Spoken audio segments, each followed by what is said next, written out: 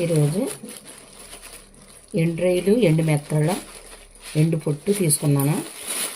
ఇది శుభ్రంగా కడిగేసుకొని ఎండలో వేసుకుంటే మనం కూర వండుకున్నప్పుడు కడుక్కోక్కర్లేదు, డైరెక్ట్ వేసేసుకోవచ్చు.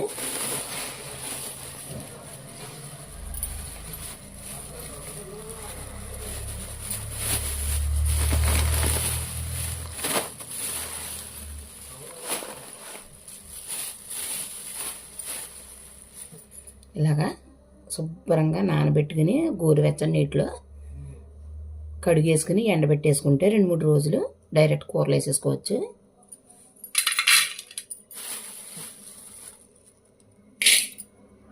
ఇదేమో ఎండు పొట్టు, రొయ్య పొట్టు.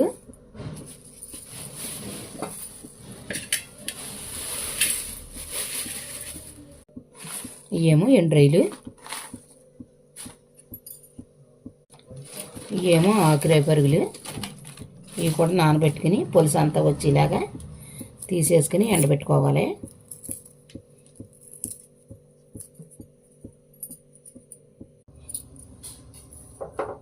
ఇప్పుడు ఈ గోరువెచ్చని నీటిలో వేసి నానబెట్టేసి కాసేపు నాననిద్దాం.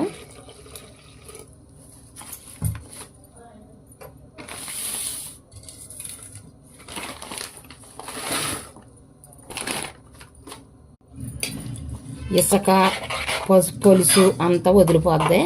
కనీసం ఒక్కొక్క 10 సార్లన్నా కడుక్కోవాలి ఇసుక పోయేలాగా.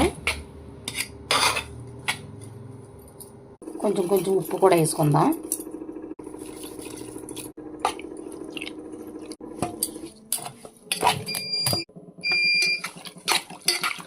ఇలాగా కడిగేసుకున్నాం కనుక ఇది ఎండలో పెట్టేసుకోవాలి. మనకి ఈ పొట్టు అయితే సాయంత్రానికి ఎండిపోద్ది. ఇది చిన్న మెత్తల్లో, ఇవి కూడా ఎండ పెట్టేసుకుంటే సాయంత్రానికి ఎండిపోతాయి. ఇవాళ రేపు ఎండలో పెట్టేసుకుంటే సరిపోద్ది. మనం కూర వండుకున్నప్పుడు డైరెక్ట్ కూరలో వేసేసుకోవటమే, ఇంకా కడుక్కునే పని ఉండదు.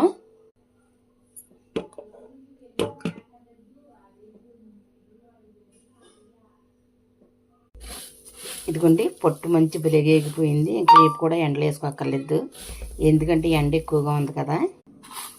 ఇది చిన్న మెత్తల్లో ఇవి బాగా ఎగిపోయినాయి. ఇవి పెద్ద పరుగులు, ఇవి కూడా బాగా ఎగినాయి. ఇంకా డైరెక్ట్ ఇలా కూరలు వేసేసుకుంటామే.